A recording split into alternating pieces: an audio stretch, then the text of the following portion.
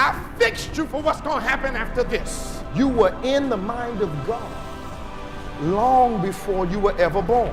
You are not alone in your battle. God has your back because worship is warfare. Put these 4 messages in your arsenal today on CD or DVD. Equip yourself by visiting our website or by calling 1-800-591-8480.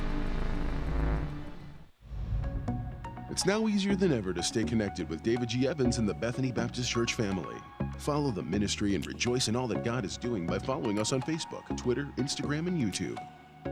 On Facebook, you'll be up to date on the latest happenings. You can watch our Sunday services on Facebook Live at 8 and 11 a.m. Eastern. Here comes the power. Hallelujah. Words of wisdom and encouragement can be found on Twitter, and you'll get up-to-the-minute sermon points as they happen in our weekly worship services. Follow us on Instagram and be blessed by the inspirational and special moments that are highlighted each week, and meet the people who are the heart of our ministry. And if it's video you want, subscribe to the Bethany Baptist Church channel on YouTube. See the celebrations, the special events, and the many, many people who are helping to transform lives one at a time. Stay connected with David G. Evans on Facebook, Twitter, Instagram, and YouTube, and become a member of our broadcast family today. What if you could make one decision to unleash everything great in your life? Would you do it? Would you say yes? Aren't you tired of your relationships, your health, and so much more suffering because you lack the truth you need to change? The life you desire is within your reach. You can achieve all the success, happiness, and prosperity you deserve by simply learning the secrets that lead to real personal transformation. Change is hard, but not impossible. You just have to make one radical decision to get real. And there's no better authority on the real steps to change than David G. Evans. Some men trust in chariots. Some men trust in horses. But we will trust in the Lord. David G. Evans is leading the charge to bring you the power to change your life. He is committed to the mission of helping you transform and become a person of power, and it starts with his all-new system to change your situation. At the centerpiece of this life-altering collection is David Evans' groundbreaking training course. From ridiculous to radical to real, this means war. In this series, you will discover the steps to change. This series includes 2 powerful messages, each on winning the battle in your mind and cultivating a language of faith. That's 4 messages, 4 power-filled hours of material. If you want a better marriage, this series has the answers. If you want to achieve financial independence God's way, the secrets in this series will empower you to make it happen. If you want a life of power, anointing, and influence, this series will show you how to get it, and there's more.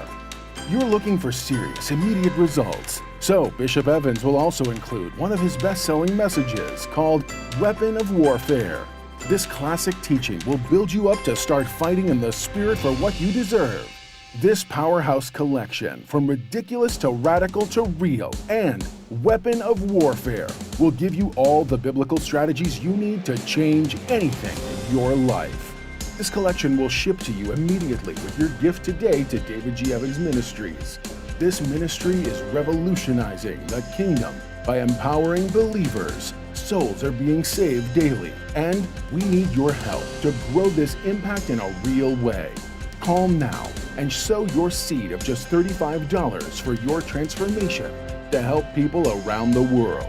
Your $35 love gift goes straight to the front lines of ministry, providing help to those that need it most. Call now. Make the decision to get the power you need to change your life forever.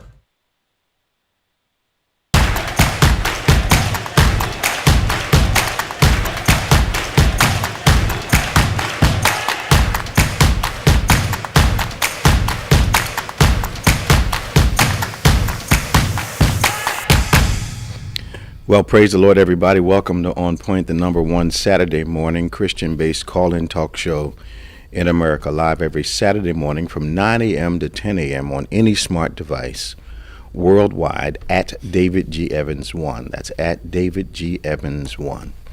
Won't you help us spread the word about OnPointe and share with your loved ones, your friends and followers, that we're on once again. Number one Saturday morning Christian-based call-in talk show in America. We discuss all those relevant topics that are important to you, that impact your life, but always from a kingdom of God perspective. Always remember that. Because of that, we believe we have some of the most well-informed callers, some of the most intelligent callers, at the same time spiritual callers in the nation, and we're glad that you're one of them today. You want to talk to us, you can talk to us toll-free, 866-743-8267, 866-743-8267. That's 866-74-EVANS. Give us a call. Tell us what you think as we talk about all those things that are relevant, timely, important, but always from a scriptural perspective. Good morning, Pastor Nick. How you doing? Good morning. How are you? In case you are joining us for the first time, this is my world-famous co-host, Reverend Nicholas Smith, and we are both saying what is happening present, but also what is going to be prophetic in his life worldwide. He's going to be known all over the world. A lot of pressure. Join the club. Right. So we are just glad. Now, don't forget the numbers now. 866. Yeah. What is it? 743-8267. 743-8267. 743-8267. Well, quite a lot going on the last few weeks. Of course, the inauguration happened. There was a very conspicuous lack of protest during that time. I believe that may have been a product of people thinking because our president told them to do it, or they believed they had to go ahead, that they did not think there would be any consequences to what they did.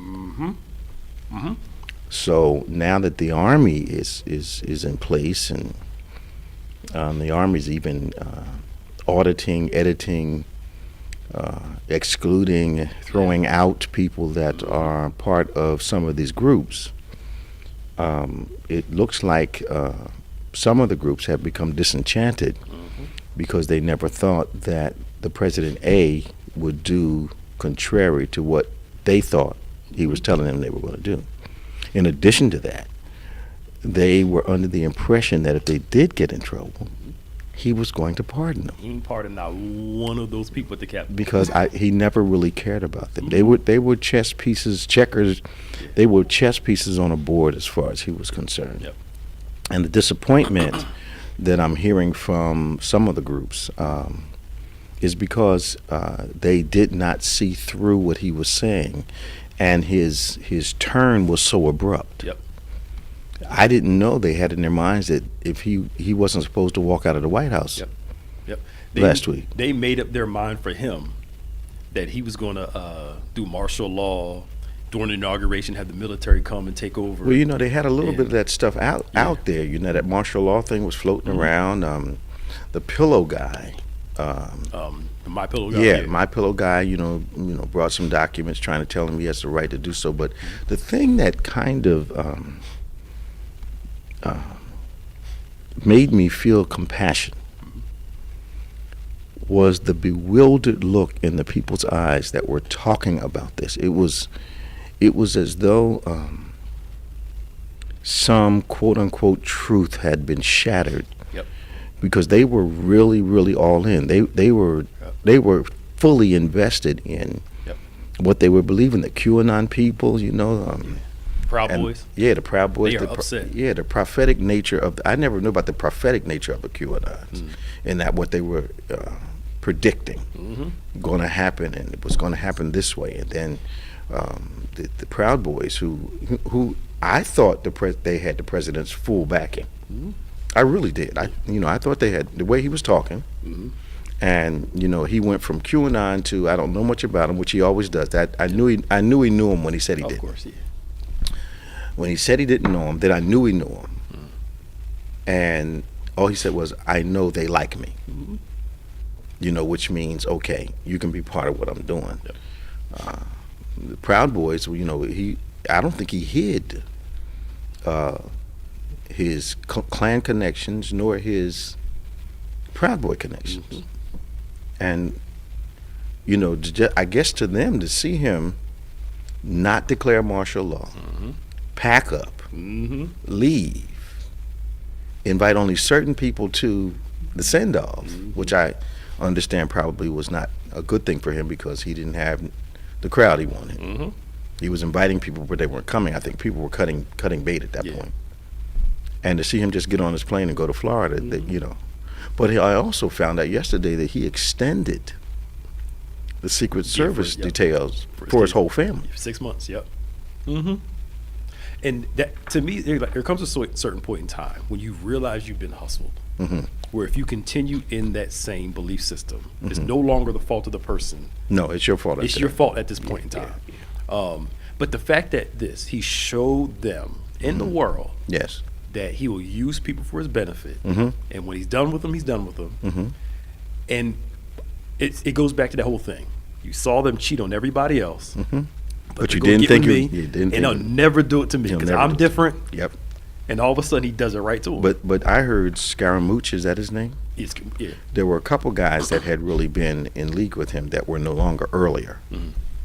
And he said one of the things that really kept them connected, even though they saw things were not always on the up and up, was the fact that they felt like they belonged to something.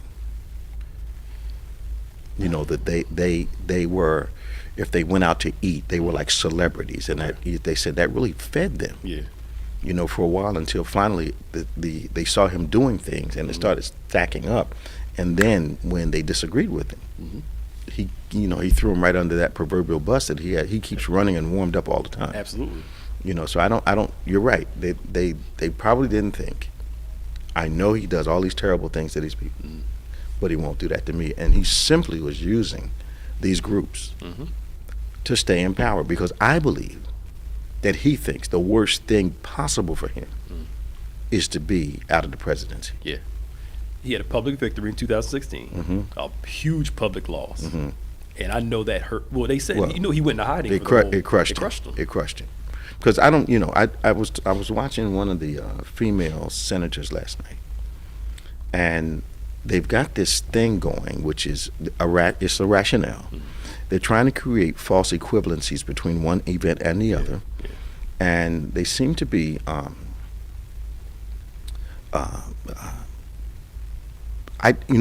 some things I'm a little behind on.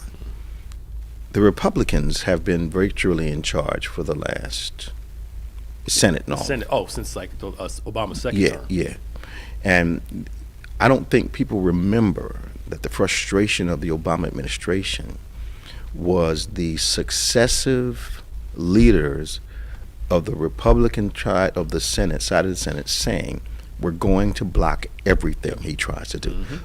It didn't matter who it benefited, who it hurt, we're going to do it. But what bothered me about that, Pastor Nick, was their constituents were negatively affected by what they blocked. Absolutely. They threatened the things that would impact any working person in the nation.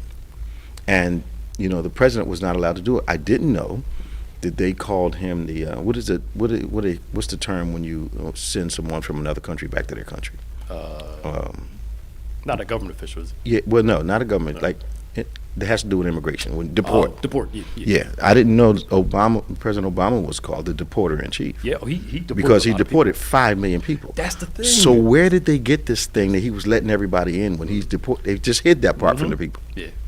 And when he said it, people were like, no, he didn't do that. And 5 million folk he had deported during his administration. And they gave you the impression that he was letting everybody in. And evidently not. Yep. And didn't say this either, that abortions went down in those 12 years that he was in office. Well, here's the thing, and this is something that we have to understand. I have purported for the last couple years that the abortion platform is a smokescreen for the Republican Party. Absolutely.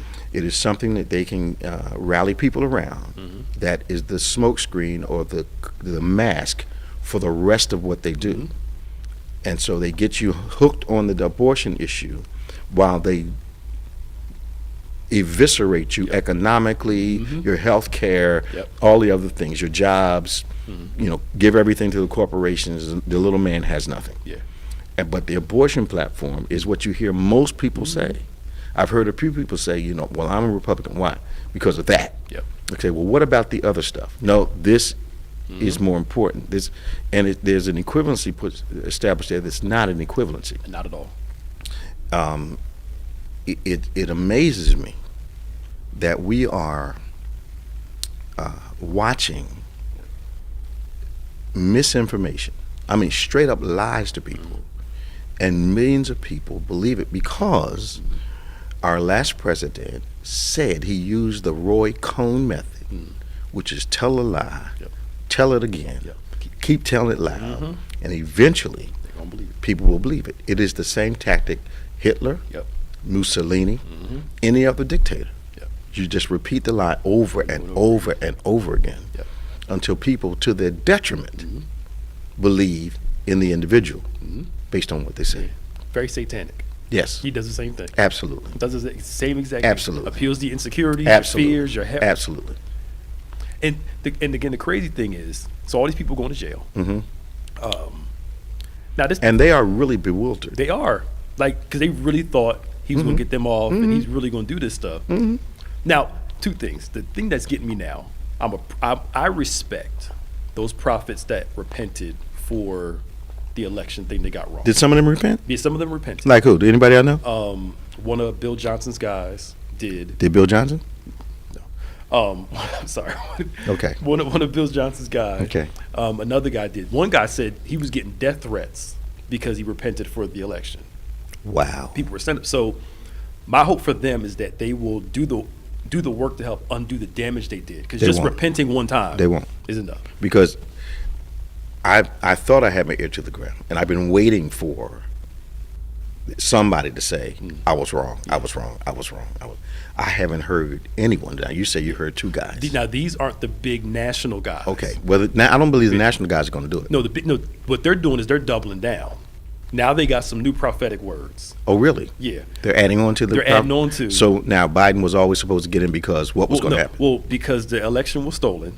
Now, mind you, before the election, God's going to work it out. His word will not be disannulled. It's going to come to pass. How could they steal from God? Thank you. If God puts people in leadership, how all of a sudden God is powerless because the guy you didn't want or the guy you wanted lost the election? Because Satan got in it. They stole the election. So Satan's more powerful than God now. Right.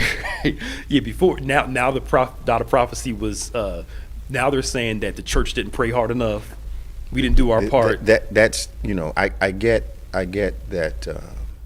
I don't recall them ever saying that they needed their unified side to pray to get this done. Thank you. Now, I'm just, from a biblical point of view, I didn't hear anything about let's agree in prayer that this happened on a national scale. And I didn't hear it from the guys that are the leaders of this political church. Okay, so I'm wondering now. I don't think they're going to repent. I was talking to a friend of mine that's a psychiatrist and a psychologist, and he says he believes some of them are really headed for a breakdown. Yeah, they are.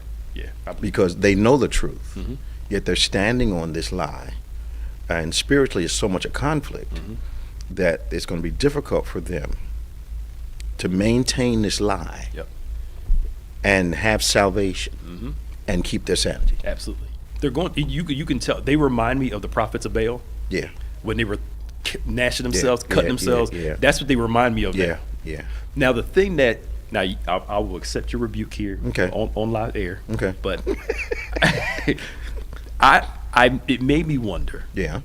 How much money they made in the past 4 years talking about Trump. Okay. The CARES Act. A lot of their churches got big money. Yep. The prophecies coming out. Okay. One guy was selling a coin with Trump and Cyrus on it. Okay. With this prophetic word that he was the next, you jumped in it, so we might as well jump in. I mean, I'm wondering, I believe that smaller ministries like ours, and some people don't call ours small, but based on who I'm about to talk about, we're on the small side compared to them. I believe that smaller ministries got the help, the PPP and the other, whatever the alphabets were, to legitimize the large portions that went to some of the guys that I know. Not people I heard about, guys I know. Millions and millions of dollars. To, amazingly, people that supported the last president. Even to the point that some people that were just doing church, may not have been Republican, were told the money was gone. Now, here was the problem. The big mistake they made was that when the small loans for the churches and all came, for the small business came out, the average American does not think a small business is 500 employees and $10 million in sales. That's not a small business in most of your neighbors' mindsets. That's business. Yeah. Well, the SBA money went right to them.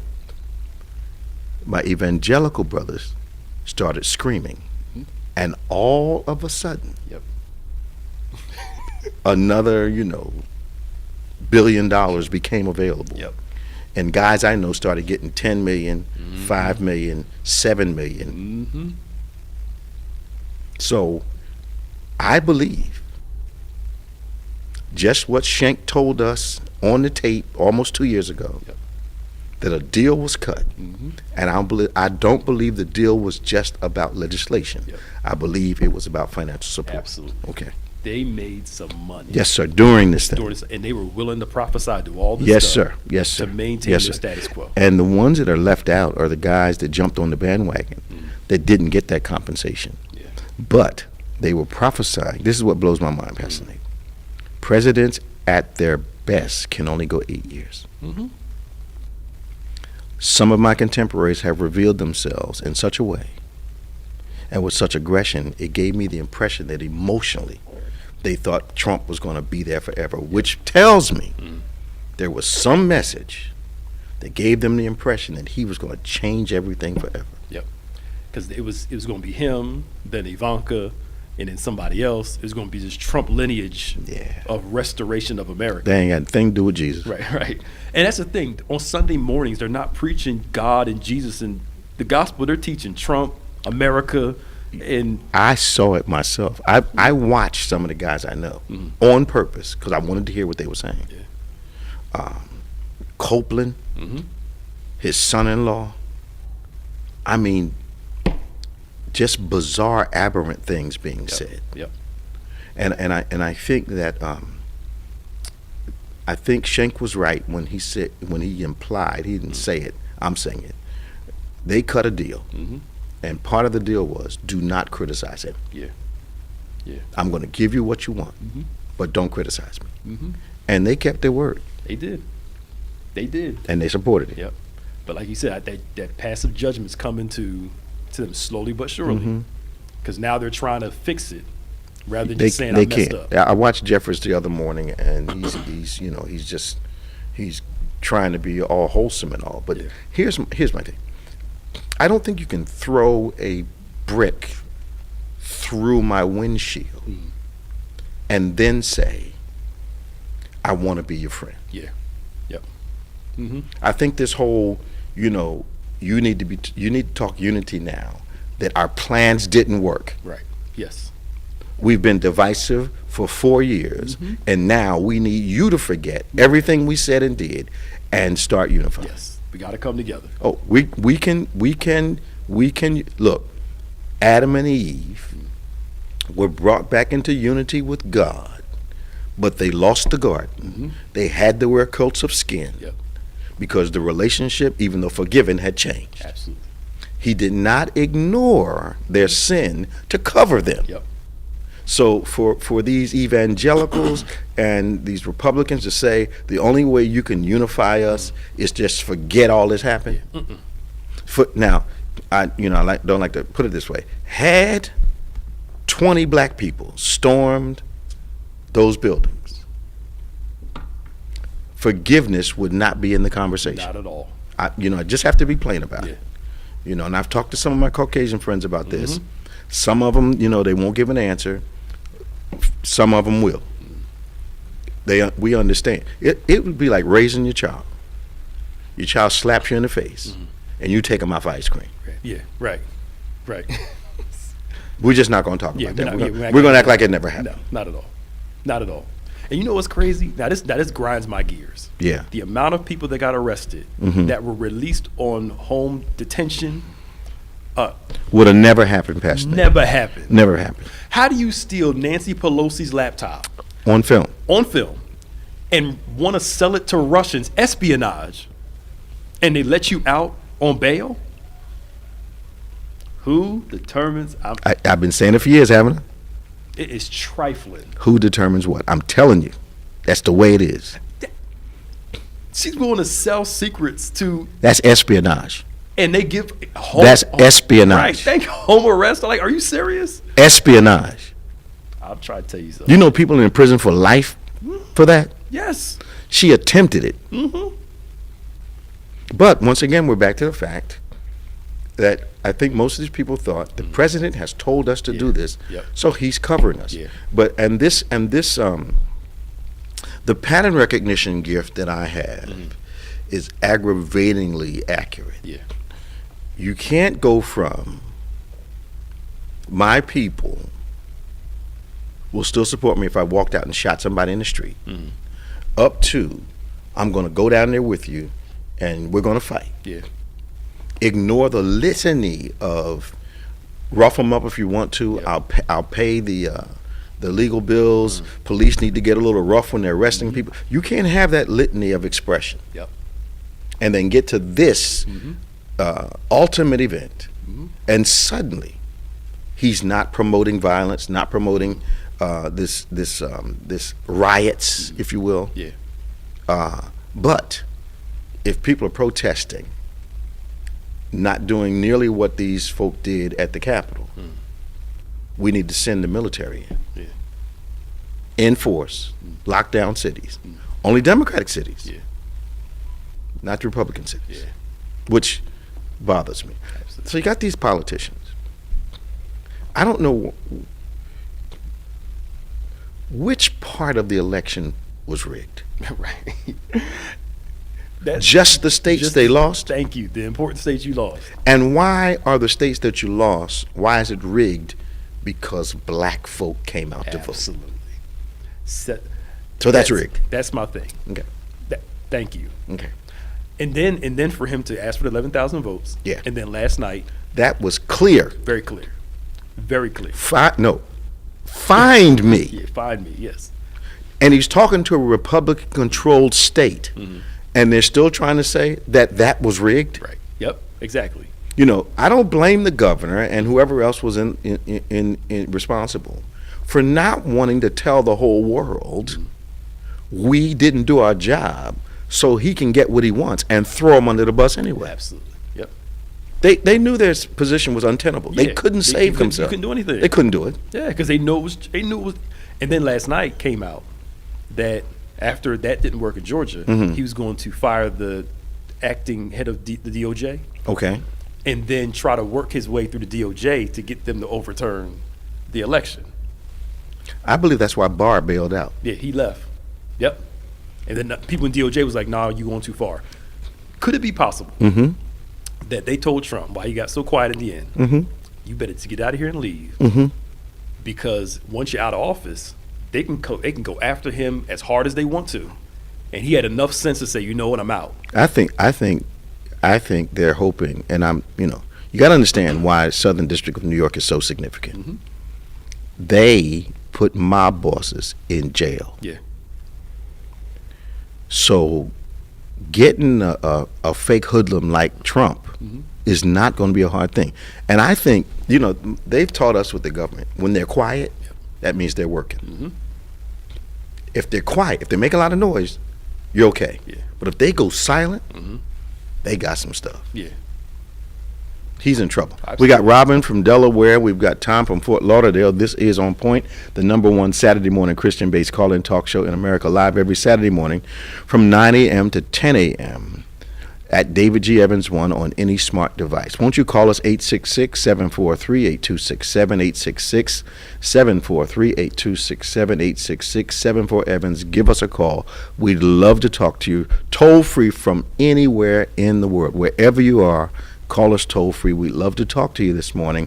kingdom-based, scripturally based, but always talking about those things that are relevant. We got Robin from Delaware, who is going to say she's only going to take a minute. Right. Good morning, Robin. Good. See, great start.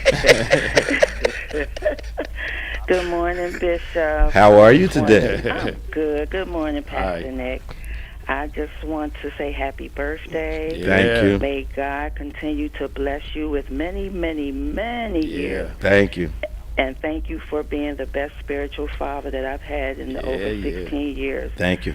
And I love you for everything. I appreciate but I you. just have two Here comes things here and comes I'm the 1 done. minute. Here comes the 1 minute. Yeah, I'm the 1 minute. What's y'all make me laugh. I love y'all. What's the first thing you would like Biden to tackle first in our country? And the second question is regarding the stimulus checks being added to the 2020 taxes. If you did receive one, if you didn't receive one, will that go to taxes that you owe? Well, here, I'm not sure that I fully understand the question, but I think I do. Number one, this president, like others, but not nearly like this one, does not have the luxury of making one thing more important than the other. Yeah. Okay. I mean, he's got a slew of number one priorities, which is why he's coming out like he is. Now, we understand in the previous administration, President Trump lived by executive order, and Republicans supported it. This president is going after the things. Now, this is what's really important.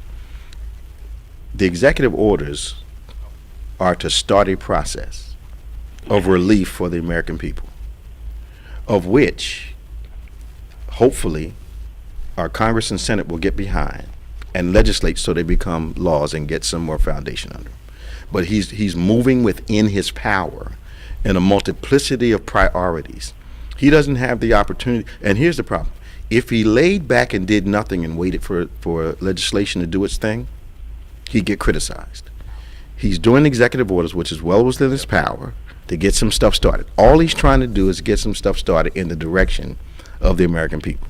Now, the problem is he's not doing it to satisfy a party. He's trying to take care of people.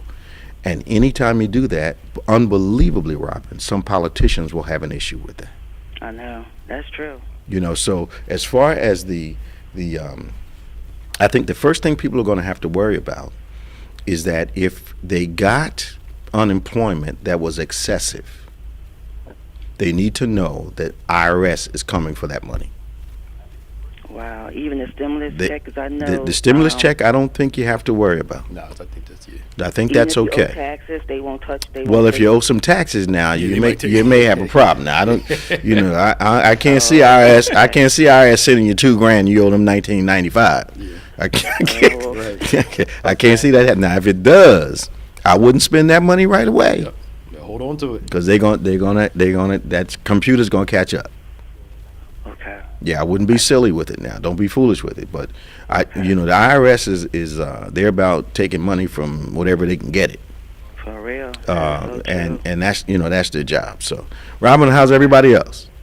Everybody's good. Oh, pray for a good friend of mine in PA. He texted me last night. He may have the COVID. He's having real bad symptoms. Okay. He's going to get tested today. Okay. So, but everything else is good. All right. Family's good. So, but I'm done. So Talk to you. guys. All right. Talk to you I'll soon. later. Bye-bye. All right, Thanks bye-bye. again. All right. Bye-bye.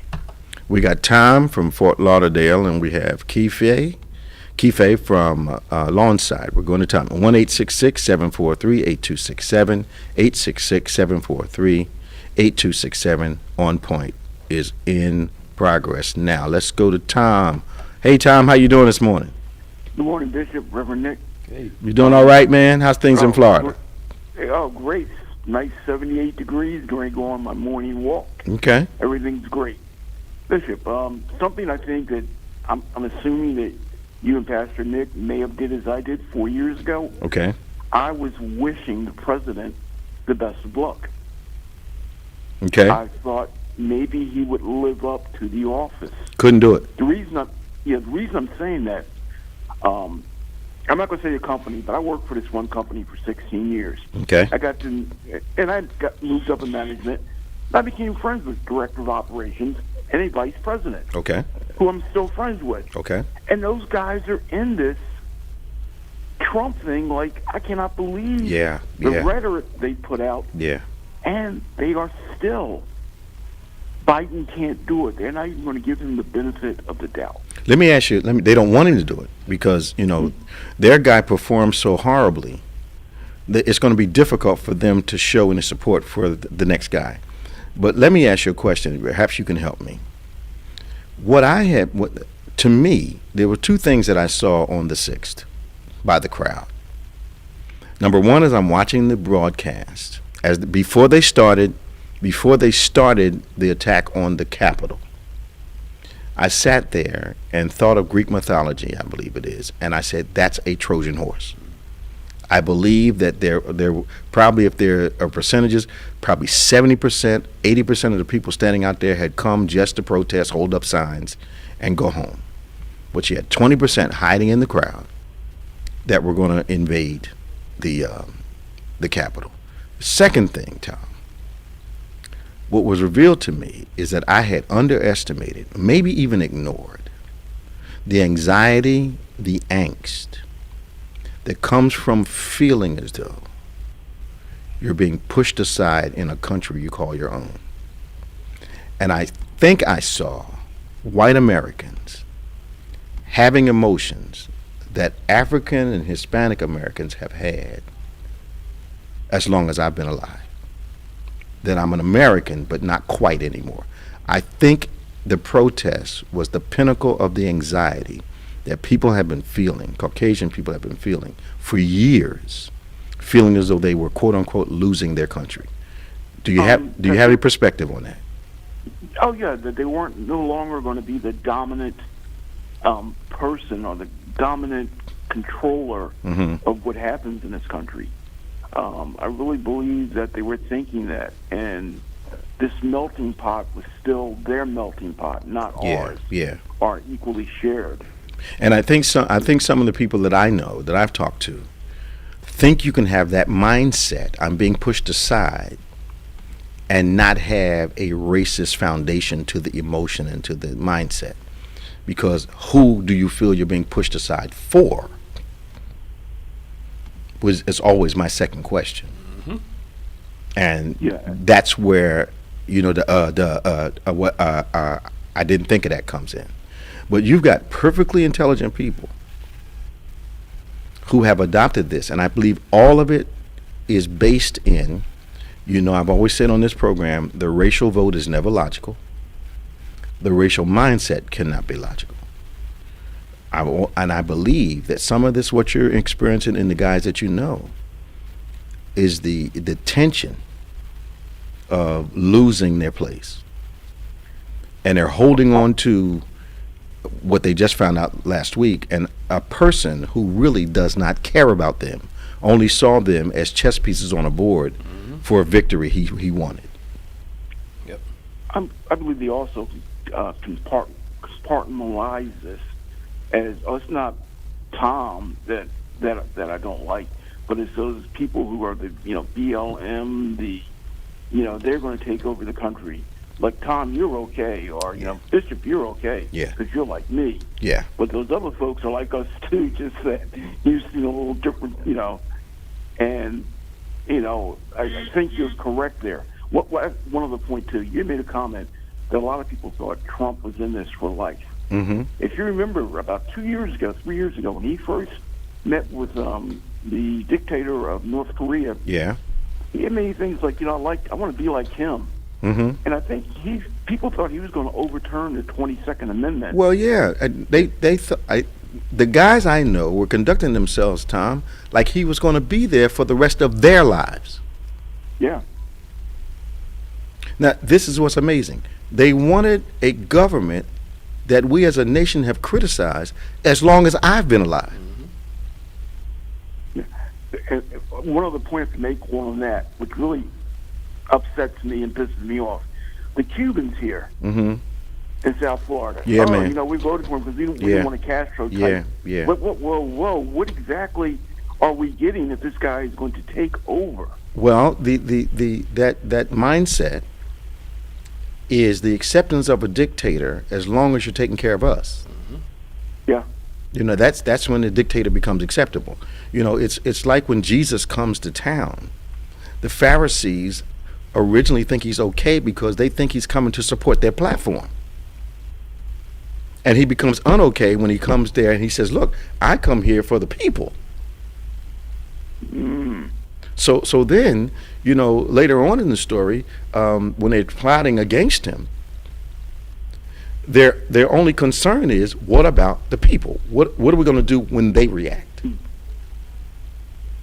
So that's Bible all day long. So we're watching, and unfortunately, quote unquote elite people, and Pastor Nick taught me this.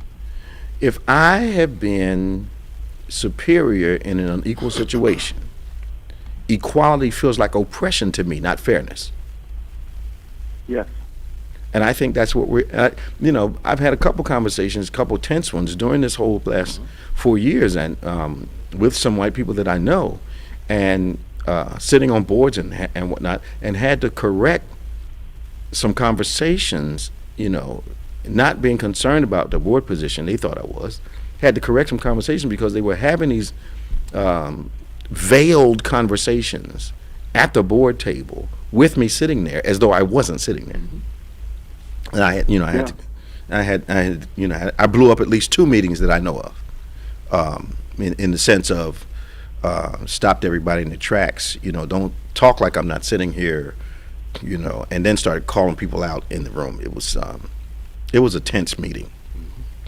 We finally got back on track, but it was never the same there, and they couldn't ask me to leave because they were wrong, and I stayed because I was doing something to help people. But the people that I thought were okay showed me a side of themselves in professional boardrooms that I was shocked, because they really felt empowered. What's that word they used? Emboldened. Yeah. We got to let you go, Tom. I'm glad you have 78 degrees in Florida today. It's cold this morning. You guys have a great day. Talk to you. Bye-bye. Let's go to Kife. How you doing, man? All right, Bishop. How are you? Happy birthday. Thank you. Not quite. But I'm breathing on it. Yeah. Happy early birthday. Yeah. Turn your device down so you're not echoing. You're getting feedback. Okay. Hold on 1 second. Yeah. Turn your device down. Can you hear me now? Yeah, that's better. How you doing this morning? Oh, I'm doing wonderful. Just being off of work, inside chilling right now. Okay. It's a good thing to do after working all night. What's your comment today? Yeah. Well, I've been looking at, some news clips about, the president, and of course I saw the inauguration. But what still sticks in my mind, Bishop, and I know Pastor Nick will weigh on this too, about the riot that happened, and you got the Army protecting everything around when our inauguration started. And what sticks in my mind is that I know we've been through a lot in so many years. Like I remember, going back to when Ronald Reagan was almost shot and stuff like that and everything else. But, with today's, what today's thing is, and I looked at it, this week, and I said to myself, well, okay, Trump's out of office, Biden and Kamala Harris are in, and I'm asking myself these questions about every president that has been in office for 1 term or 2 terms. I don't know if I could ask this question or not, but this one question that sticks to my mind is, what president has done the best job for us since he was in office? And despite of all the scandals or whatever that has happened among, whether it was the president, vice president, or who else? That's my question and comment. I think what can happen is Pastor Nick is doing his research right now. We might be able to answer it in real time, but maybe not. he'll get it for us, and we can answer that question. I think you're going to see a pendulum swing back and forth from one president to the other because everybody has a different platform, a different emphasis. I think you're going to see where one president might have been better for one part of everyday life, another, and then you've got Republican presidents who I think are masters at taking care of corporations while giving the impression that they're taking care of workers. When capitalism requires poor people to be successful, capitalism requires people not making enough money every hour so that the corporations can make money, not for raises for the people, but for dividends for stockholders. Most working people don't own stock. Only stock they know about is a can of stock at the supermarket. Yeah, that's true. The only market we're concerned with is whether it's ShopRite or Acme. You understand what I'm saying? So the emphasis, to me, of a good president is how the day-to-day life of working people has been impacted. I always think business is going to be taken care of, but what about the mom and dad with the 3 or 4 kids? That always is a barometer for me how well my politician is doing in the state or in the nation. And I think we'll do the research and be able to tell you at some other time, but we will get the research done. It's time with a president. Time tells. Oh yeah, you can't tell immediately. You can't do it 10 years, 20. It takes like a 40 to 50 year time frame to see. Yeah, see the parameters. Yeah, I mean, people put Lincoln as the number 1. He's universally voted number 1 all the time. But then they say Roosevelt with all his stuff. Roosevelt's like number 2 or 3, depending on. But universally, but that's Lincoln, a perspective after a long period of time. After a long period of time. Yeah. But the thing about Lincoln, though, while he did do the Emancipation Proclamation, the whole holding the Union getting together during the war, he also wasn't necessarily for equality with black people. Well, of course he wasn't, but so you got to look at that too. But to show you, Emancipation Proclamation, and if I'm not mistaken, and you correct me, we're still voting occasionally as to whether people have rights to vote in this country. Then it took the Voting Rights Act of. That doesn't tell me that we've been on a journey, but we haven't traveled very far. That's true. I agree with you both. Thank you, man. My last time. No problem. Go ahead. What else you got? What else you got? No, I was saying.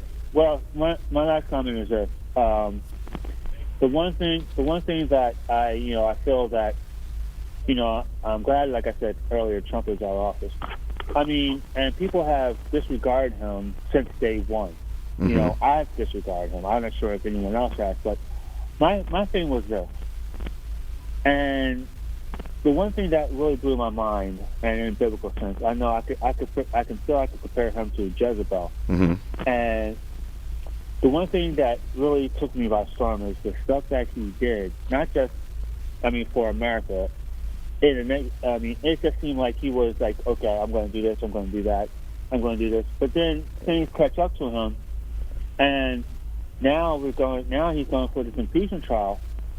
And one thing that really surprised me is, and I saw this and I heard about this.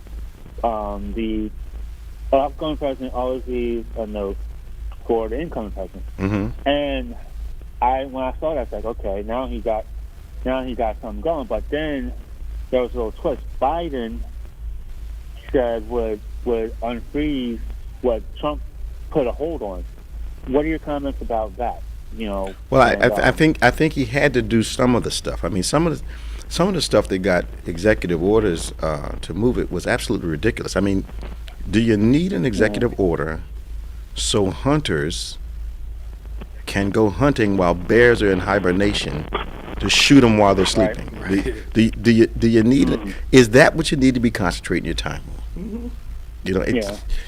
I didn't know, and maybe I've been disconnected and not thinking about it. I didn't know that we now have $7 trillion in debt. Oh, I'm sure, yeah. That tax cut. $7 trillion in debt. That tax cut was huge. Big to the devil. And what are Republicans saying about the fact that we now have $7 trillion in debt? It's going to matter now. Wasn't mattering then. It's going to matter now, though. So it don't matter with our new president. With the new president. But it didn't matter with our old president. Whenever they're in office, it don't matter that much.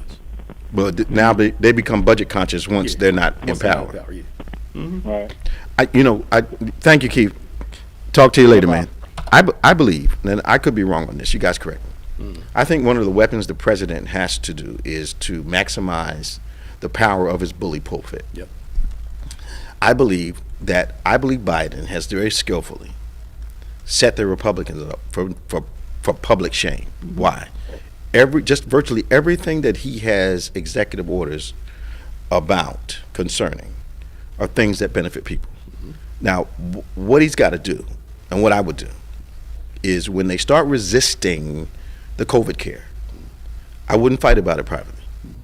I'd have the cameras come into my Oval Office and say, okay, you guys, you need to know what's going on. I propose this. And I think they need to propose some clean bills. What I mean by clean bills, I don't think a bridge needs to be in a COVID bill. Right. Okay? Yeah. I don't think your factory in your state needs to be in a COVID bill. I think that the COVID bill ought to cover everything that needs to go with COVID. Yep. Right? I think he needs to send these clean bills through, unencumbered by this other nonsense. And when they start to kick back, I would calmly go on TV. Yep. I'm trying to get this to you all. These guys are not allowing it for no other reason than I'm suggesting it. What I need you to do is contact them right now. Yeah. I'd use it. He should. And I don't know why more of them don't do it. Because they're trying to compromise with people they cannot be compromised with. Yeah. How's this fool going to bring a gun? Right, into the Capitol building. That's just silly. I know. And the whole one's trying to put a thing in to not put a bill in to not wear, it's going to be defeated, of course. Not to wear masks in federal buildings. Is that stupid or what? Yes, it's dumb. But she's one of those. They made the president cuss when he heard that. Yeah. Well, I'm sure Biden probably goes off. He said, "What the H is wrong with you guys?" He said, "What do you mean no mask? They're going to wear them." Yeah, plain and simple. But I do think some of those Congress people that promoted that riot need to be thrown out of office. They do need to be. Okay. They need to be. And if they let it go, it's going to be a problem. It is going to be. Because if I can do that, yep. What else can you do? I can do almost anything to you. All right, let's go to the phone. We got Carol from Pennsauken, I believe, is first on line 3. Hi, Carol. Hello? Carol? Let's see, she's not there right now. Let's go to Danny. Hey, Danny.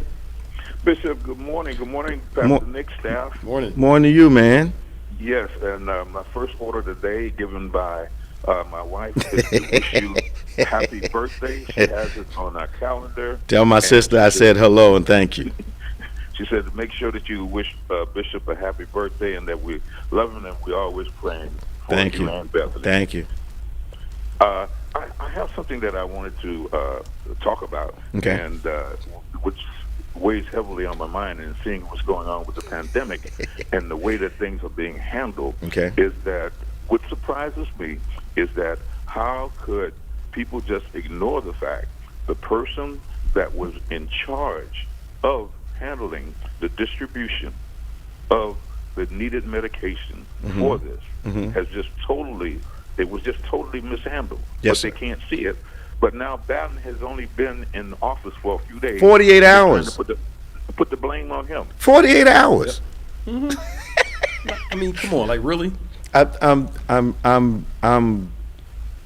embarrassed for the Republicans because I realize now they've adopted a Trumpian type mindset that I know I said red is yellow on Monday, but I'm changing it today to red is green, and you need to ignore what I said to you just a few days ago. They're contradicting themselves publicly because lying has become the norm over the last 4 years. Publicly, they've gotten used to asking this question: are you going to believe your lying eyes, or are you going to believe what I'm telling you right now? Yep. It's become a norm, and it's crazy. And the situation here in South Florida, we have a governor who's going all over the state. Is that what you got? Doing right. Yeah. Well, let me give him his title, new title, the vice president to the former vice president. is going all over the state, telling people about these vaccinations and what have you. Mm-hmm. In the meantime, the people that really need it in the communities, they're not getting it. Example of what I'm talking about, they're going into retirement communities, giving them all the medicine that they need. Okay. All right?